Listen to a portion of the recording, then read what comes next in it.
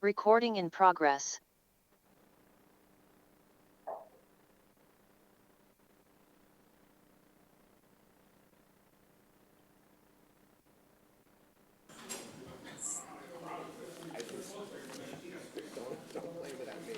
Okay, next. Okay. Does anybody on the commission, any members of the commission have any comments or questions for the staff? The applicant's already given his statement, okay? This is an opportunity for the commission to comment on the recommendations of the, both the applicant and the recommendations of the staff and the recommendations of the public. Commission members, please feel free to step forward and speak. Any comments? Are we going to continue this? We're going to continue, we're Yeah, going to continue yeah, this. okay. Okay. This, all right, so,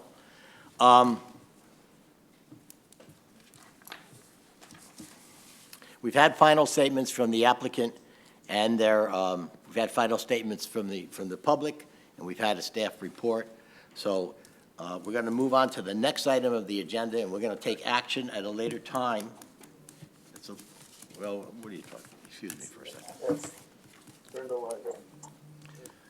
We are under Section 8B at this time, consideration to opt out of the provisions of Public Act -21-29 regarding allowance of accessory apartments initiated by the Planning and Zoning Commission. Perfect. Okay. Let's start with Mark's recommendation. This is a public hearing. We don't have, at this public hearing, we don't have a applicant, so to speak. We do have a consideration of this statute, which calls for us to either accept the state's accessory dwelling standards or to opt out of the state's accessory dwelling standards.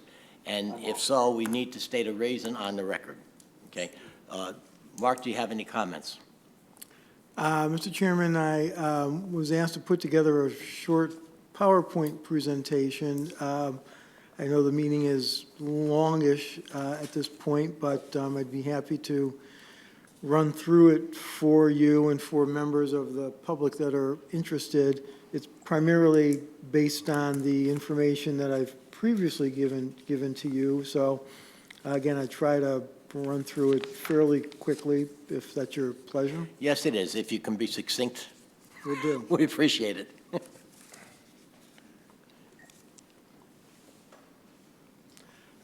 So this is about accessory dwelling units. Boy, I can hardly see this. It stands for, well, okay, we know what it stands for. They can be attached or detached. They are independently habitable. They're not considered a two-family or a multifamily dwelling. Primary emphasis, they are accessory to the primary and main dwelling of the house, single-family house. God, I can hardly read that. Excuse me just a sec.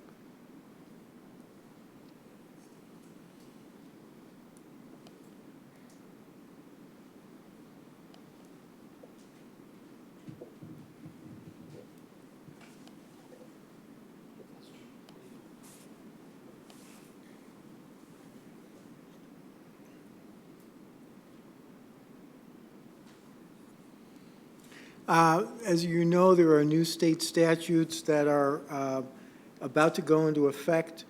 A brief summary, they would allow ADUs as of right in all residential districts, and they're not required to be affordable.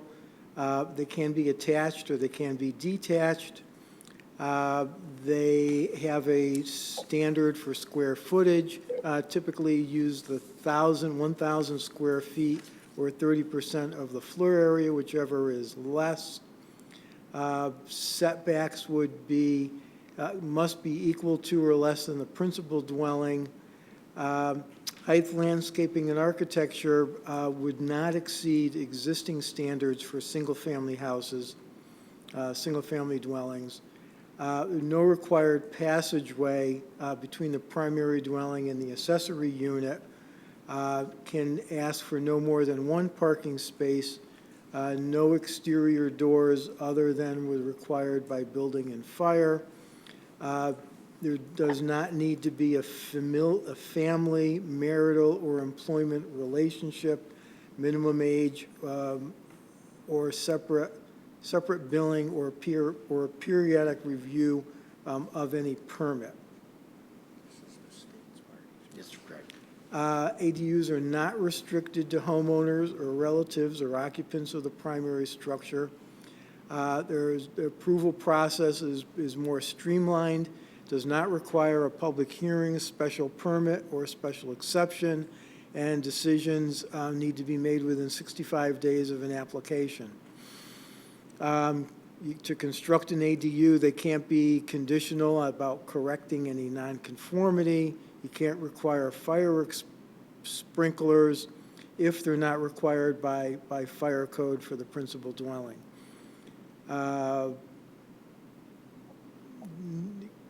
Not required to have an exterior door, just said that, be connected to the primary structure. In other words, it could be detached or have more than one parking space.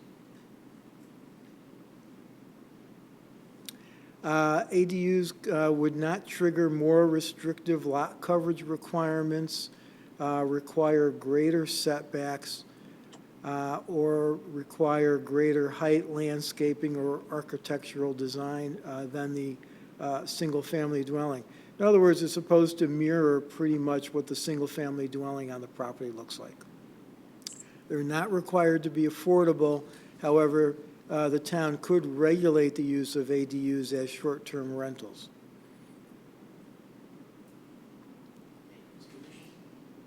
Does any members of the commission have any questions for the staff about the state requirements and the acceptance of the ADU things from the state, or the opt-out or opt-in to the state requirements?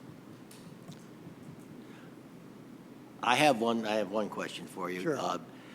I know that the town requires, our standards for accessory dwellings require that it be owner-occupied. Does the state require that the units be owner-occupied?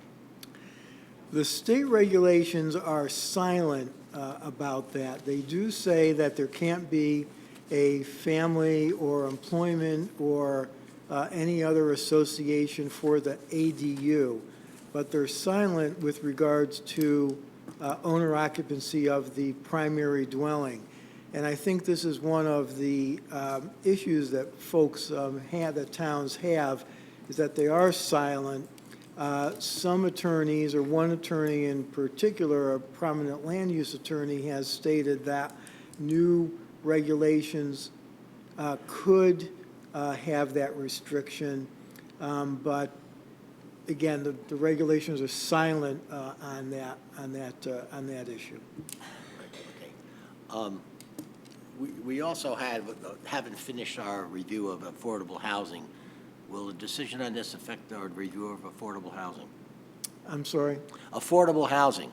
How does this impact affordable housing? Right. We haven't finished our review of affordable housing, is that correct? That's correct. Okay. So what we do here could impact affordable housing? It would be rolled in and incorporated into the overall affordable housing plan. Okay, thank you. Yeah. All right. Anybody from the public have any questions? Would like to speak to address this issue? Anybody from the public wish to address this issue? No? Hearing none? Proceed. Does the commission have any questions or comments? I do, through the chair. Mark, just to clarify one thing, if we decide to opt out, we could still adopt and make modifications to our current regulations, correct? Yes, the choices before the deadline. My presentation went away? Thank you.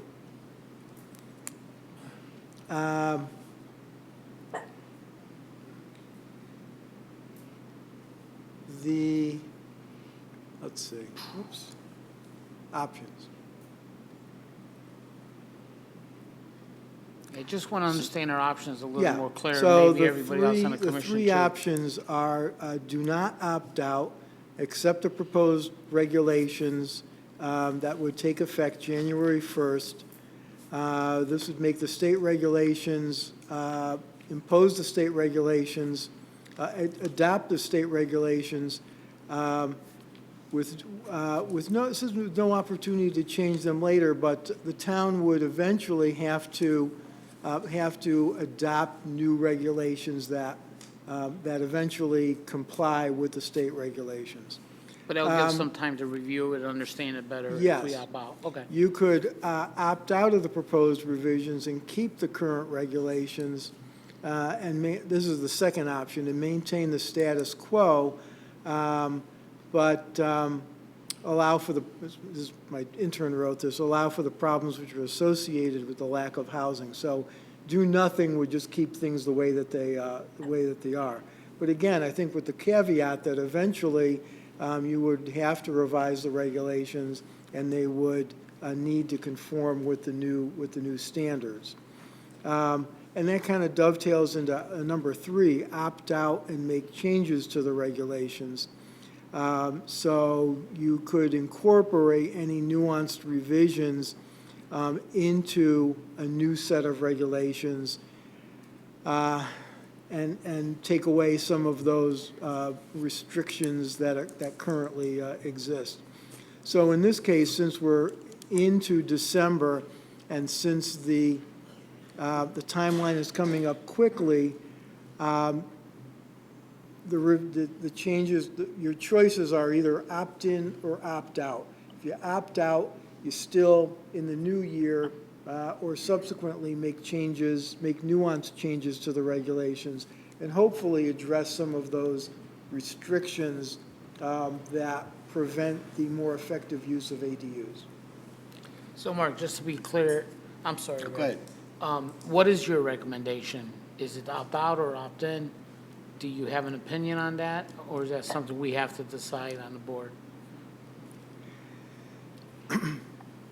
My opinion is to, there's some advantages and disadvantages. If you, my initial kind of personal feeling is to opt in and let the regulations take effect, and then subsequently write new regulations that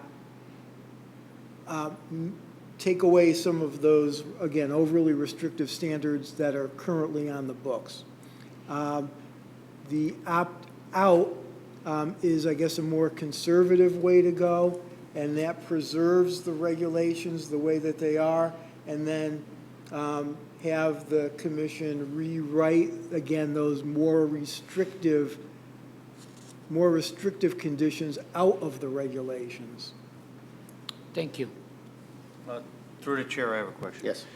Either way, because we have a January 1st deadline for this, is there a time frame that if we opt out that we have to have regulations, or is that on our terms? No, if you opt out, and it has to be done, it's a two-part process. So the commission tonight actually has to make a decision. We have to publish a notice if you opt out, you have to make that decision tonight. We have to publish a notice in the newspaper. We have to get the town council to finish the process by also opting out of the regulations as well. That all has to be done in December. If you decide if you're okay with opting in, actually you don't have to do anything. And the new regulations take effect on January 1st. And then we have whatever time frame if we want to do revisions to that on our own accord. In both cases, you do. Because we can always write our. All right, thank you. It's true that we can, Mark, it's true, though, that we can certainly write our own regulations, and we can use the state as a model, the state guidelines as a model. If we do and choose to opt out, we can have more control. Is that correct? Yes. Right. Yes, thank It you. appears that way. Okay, all right. Any other comments, questions from the commission? No? All right. Mr. Let's Chairman. move on. We have a site, item number, Mr. Chairman, Mr. Chairman, 8. Mr. Chairman, Oh, sorry, Richard? Yes, Mr. Chairman, thank you. Could you put Richard on, please? Sorry. Thank you, Mr. Chairman. I did do a lot of research into the program, and as a former member of the legislature and the state, uh, I think there's a danger here, and I believe, I don't have the exact number, but most small towns have opted out with the caveat of looking forward to amending what we can do to our regulations. The danger here is you're losing home control. The state is taking the power away from the town to determine what they want to put into the regulation. So opting out the planning and zoning decision forwards, and then forwarding to the town council, we have a very short window to work on, because I was looking at town council sessions. We have holidays coming up. They probably will have to hold a special meeting in order to support opting out. But again, the danger here, we're locking in with state regulations. We can regulate our own and get it in compliance with the state. The danger is once you opt in with the state, you're there. If we keep our own home rule, I think, and most towns have probably chosen that rule and not go opting in directly with the state. And if there are dangers, once you do that, you're gonna lose some control, whether it's, you're gonna have 1,000 square feet. I believe we had 750 square feet as far as floor space. Also, you're working on that very timetable, which is, you have to have it done before January 1st. And the town council has to vote on it. So I think it is important that a decision is made tonight, close the hearing, and bring it forward to the town council. Thank you. Thank you, Richard. Thank you. Any other commission members? All right, we're moving on in the agenda at this point to the site plan from Ion Bank, 544 Straits Turnpike for addition of one EV charging station. This is a site plan that needs to be reviewed?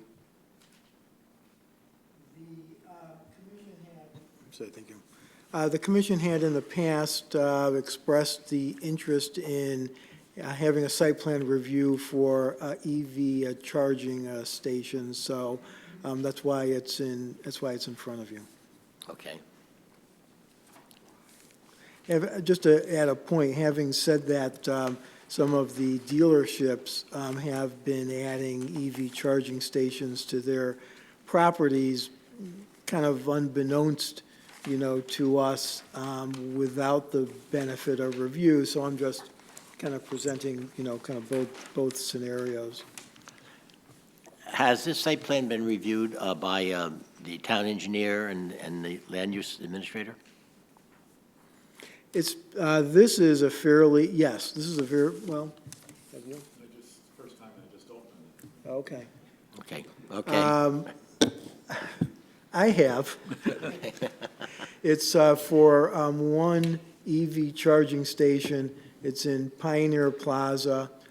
I think they lose two parking spaces from their overall total. There is no particular, the regulations are pretty silent on EV charging stations. There's not much to go by other than your gut. I looked at it and I said, would folks require landscaping? But as an EV driver myself, you really want to spot where those charging stations are, because a lot of times they're put in kind of hidden away places. So they do, in my opinion, need to be fairly visible from the road so you can spot where they are. It's one station. It's a level 2 station, which means it's an intermediate kind of charging situation. It's meant probably more for customers of the plaza who, drop in to do business, and they would not get a full charge. It's not a high-speed station. They'd probably plug in for the time that they're there and then leave, within the matter of half an hour or so. That's my take on it and my experience. Okay. I believe don't know if the anybody draft is of here. a motion, we have a draft of a motion before us. There is somebody here I'm sorry. No, is there somebody here? Yes. Yes, I'm sorry. Please, come to speak about this application.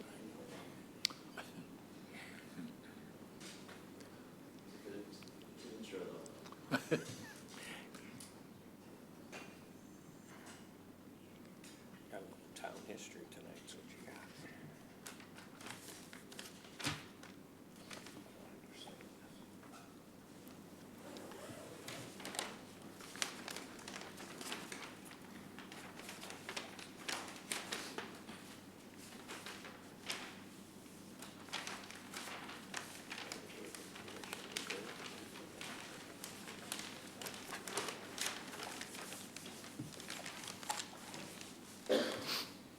Good evening. My name is Kevin Sisko. I'm a design engineer with Bowler Engineering, located in West Hartford. I'm here before you this evening for a site plan review for the addition of one EV charging station servicing 2 parking stalls located at 544 Straits Turnpike. The charging station will be ADA accessible with minor site restriping and a paved apron at the station to accommodate the change. The electrical conduits will run into the right-of-way to one of the nearby utility poles. This connection has been coordinated with Eversource. Other than the aforementioned work in the northeast corner of the site, there's no change to the remainder of the existing facility. And that's about it. Pretty minor site modification. Thank you. Yeah, true, it's true. Any questions from the commission to the applicant? Through the chair, this charging station, I have charging stations at my office. It was initially meant for the customers who would visit our building, go to the restaurant, go to my office, visit other places.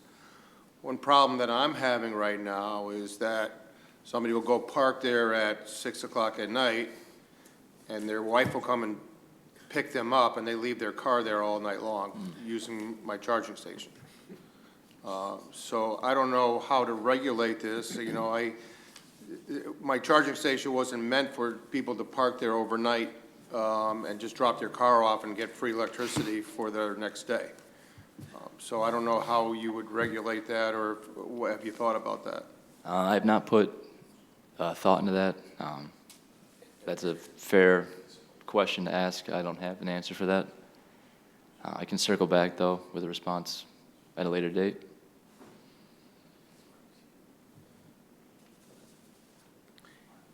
Any other members of the commission have any questions?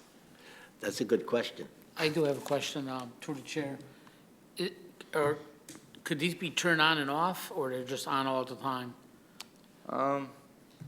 Like gas stations, they Sure. shut off their pumps from the inside? I'm not familiar with this Okay. exact, Okay. yeah.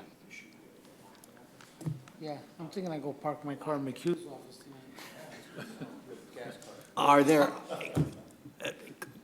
Are there paid charging stations where the individual who wants to charge actually pays for it? Are you asking, are there, or is this one?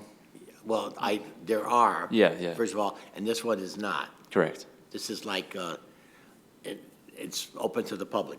I believe it's an amenity for the public, yes. Okay. Okay. I don't even know how to say this. Try it. Why? I believe there's a demand He's very for charging stations, as Mr. Masad had mentioned. The applicant, Ion Bank, would like to include one on their site. say it's a good thing that young kids can't afford electric cars, because that would make a great hangout. That's not what we're. Yeah, that's what they're gonna do. Through the chair, it's a single pedestal station? Yeah, it's a double pedestal. Double pedestal? Yep. With a 25-foot cable length, so you can reach. Really, 2 charging stations. Yes. I'm sorry, so it can service 2 vehicles? Correct. You can service 2 vehicles at the same Okay. time. Mr. Chairman, may I ask something? Yes, please. Mr. Cisco, is it, it's tough to tell, I just have a black and white and gray plan here. Is this all pavement where is there any increase in pavement, or is this the same, is this corner paved, Mark, or do we know? I think so. Okay, so there's no increase in impervious area, that's all I'm trying to get at. There will be a slight where the charging station's going. Right now, it's landscaped. There's a paved apron from the current existing edge of pavement to the station in order for it to be accessible. Right, okay. All right, that's fine by me. I want a question. Is there any way to limit the time a person can, an individual car can use this facility? I'm unfamiliar with that. I don't have an answer to that. I can Okay. follow up with you. Fair enough. Right. I'm lost. I have another question through the chair. Yes. Directed to Mark. You know, with the increase in electric cars coming to the market, is it necessary for businesses to get a site plan if they want to put an electric charger? It seems like it's eventually going to be so many businesses doing this. I just don't find the necessity of coming before the Planning and Zoning Board to decide that they want to put a charging station on an existing parking lot that's already been paved, and all they're doing is putting up like a pole. It's almost like putting up another light. I agree with you. I was just following kind of the direction of the commission, since these are relatively new. Maybe this is a good opportunity to, to have this conversation, and see what's actually involved with the installation. Like I say, and I'll point out that Shaker Hyundai had installed 2 high-speed charging stations recently at their facility. Actually, the manufacturers are requiring that if a dealer is going to sell electric vehicles, they must make that investment. It's a significant investment. It's upward of $500,000 to install.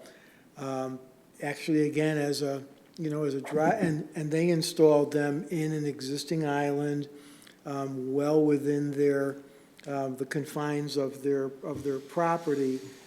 They are visible once you know that they're there. They are visible from the road, but in essence, there really was no change of landscape. There was no change of impervious surface.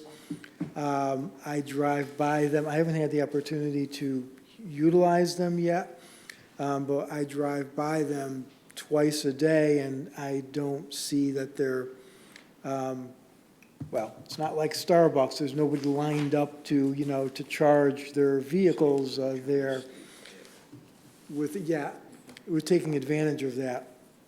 With high-speed chargers, they are a 15 to 20 or half an hour, as you know, wait in terms of making the actual charge. But I have a tendency to agree with you. I think they're just going to pop up, and I don't really see the need for a commission approval of them, but we're all feeling our way here. Okay. Through the chair, I think one of the reasons that we did talk about reviewing it was because this one is small, but there's others that are large and they're like billboardy. They're a big screen, they could do advertisements on them and such. Stop and shop. Right, so if you take something like that and you put it besides Straits Turnpike. It may be something that you want to be aware of before they put it in. As usual, the economic realities on the ground outpace the commission's regulations. And we're working on new regulations. We have to, we're trying to address all these new things.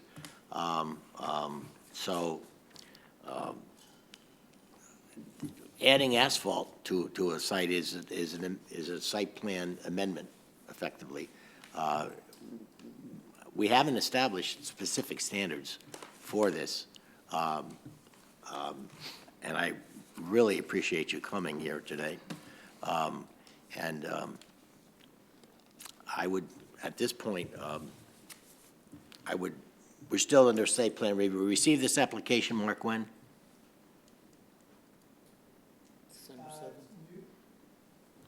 It says it's December, it says today here, but I mean, actually, when did we receive? Well, that was the date of receipt. The application came in a week ago? Last week, yes. A week ago, okay.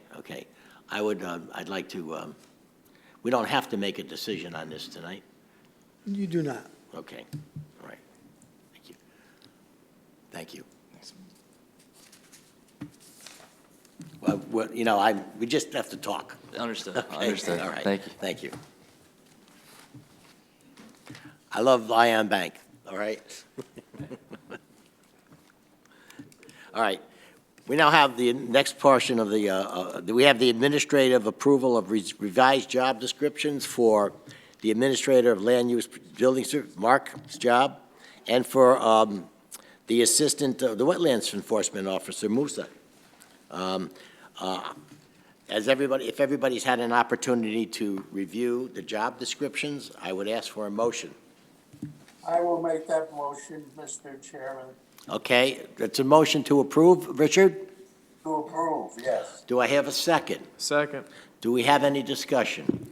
Mr. Chairman, you probably know this, but the reason for the revised job descriptions, the previous job descriptions were old, they're out of date, they're ambiguous, they're confusing and conflicting. So we edited and rewrote the job descriptions to reflect more accurately reflect the current status of duties. Thank you. Yep. Okay. Any other commission comments, discussion? All right. I have a motion to approve these, seconded. All those in favor? Aye. All those opposed? The motion carries. Now we go to articles on the agenda. We have a 4-lot subdivision proposal for Lake Winnemog Road. We have not had a decision by the Inland Wetlands Commission, so I would like to hear a motion to table this. So moved. Do I have a second? Second. Any discussion? Table. So, all those in favor? Aye. All those opposed? The motion is tabled. I mean, the hearing is tabled. The hearing will remain open. Okay, that's okay. We have a site plan application for development at 146 and 172 Frostbridge Road. Okay. It says on the agenda that it's awaiting an applicant response from the town engineer, but I understand that the town engineer has in fact reviewed this. That's correct. Once the agenda had gone out, things moved rather quickly. The applicant had addressed all of the concerns Yes, that's correct. from the town engineer, and so we've provided you with a resolution for approval. Okay, Mr. Bonovich, you're good with this? Yes, I am, Mr. Okay, Chairman. thank you. All right. Do I have a motion? Do I have a motion to approve the site plan application? There's a resolution drafted by the Mark on this, and can I have a resolution? I'm just looking for I get it. draft motion. I get it, hang on. EV. I got 2 EVs. I got it. Frostbridge, yes. Yep. I'll make a motion that we waive the reading of the resolution and adopt the written resolution with all conditions prepared by Mark Massoud, Administrator of Land Use and Building Services. The draft motion is dated December 6th, and it's for 172 Frostbridge Road, CT, self-storage of Watertown LLC. Do I have a second? Second. Discussion? Any discussion? All right. All those in favor? Aye. All those opposed? The motion carries. You're approved. Thank you. All right. Now we have the proposed Sealy Oakville Center Plan Development District, submitted by Attorney Franklin Pillacy. Okay. We have staff recommends motion to continue public hearing, and staff recommends motion to refer to land use consultant. Do we have a motion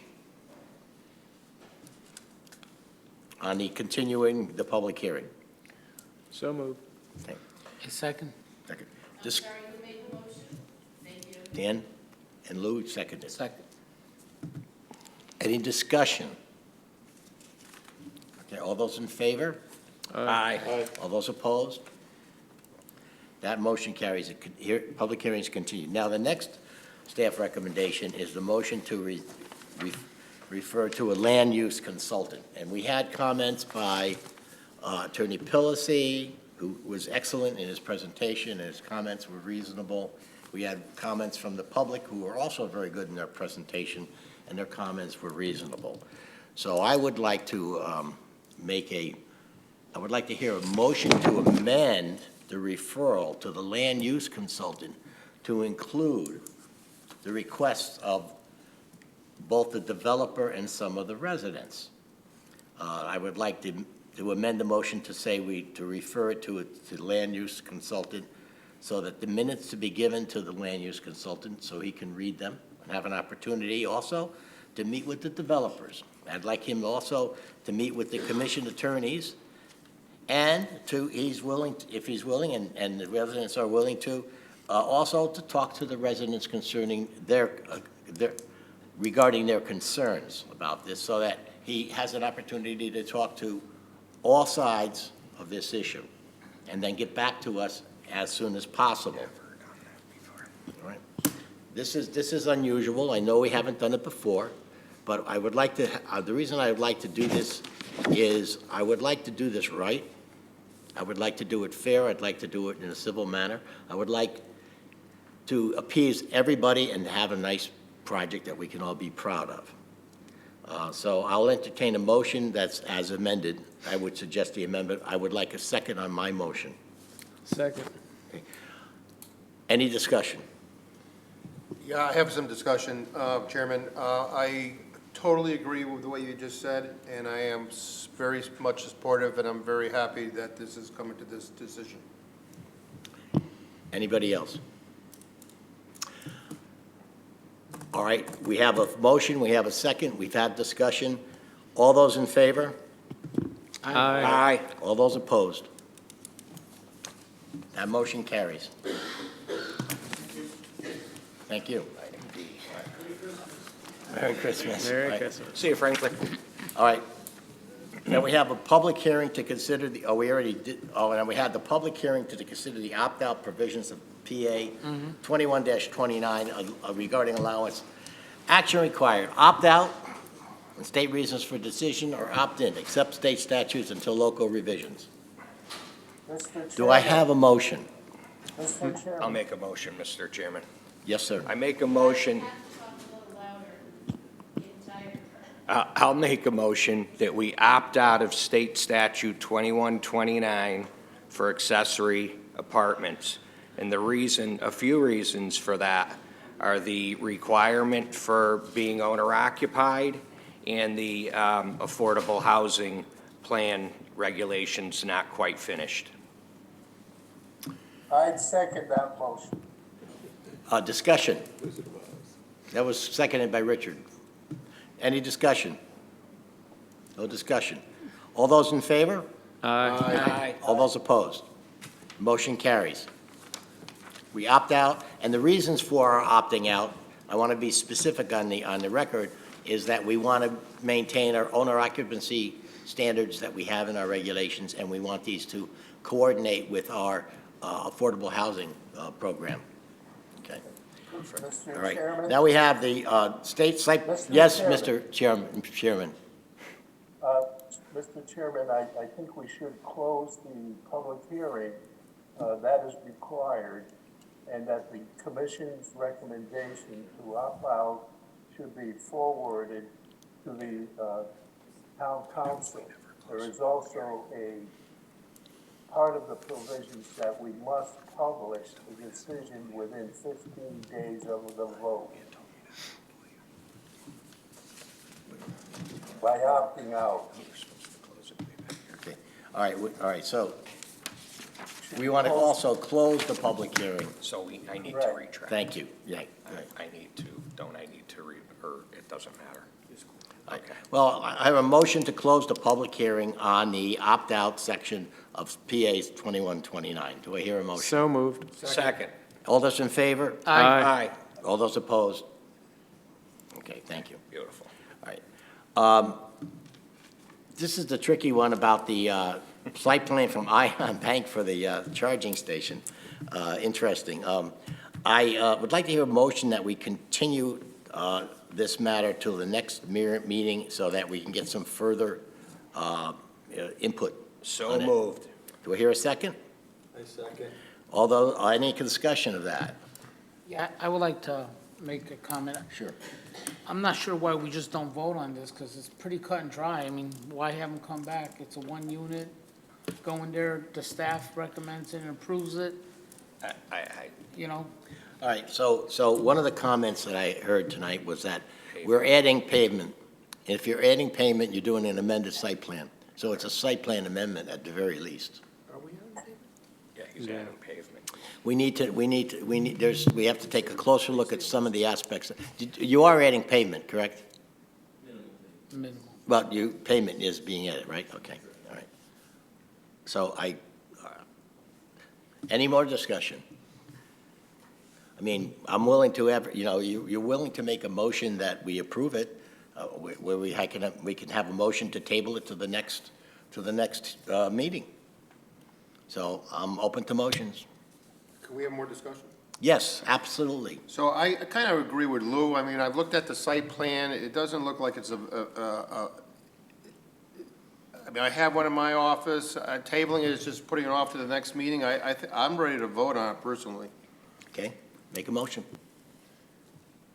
All right, I make a motion that we accept the site plan from the Ion Bank charging station as stated. Do I hear a second? I second. All those in favor? Aye. Aye. All those opposed? Aye. Aye. We're missing a vote. Missing a couple. No to the motion to approve it tonight, okay? All right, Put your hands up. No, please have put your hands up for no. noes. Ray, Ken, Duva. Everybody else is saying yes to the. No, motion. Antonelli. Richard? No. Okay. All right.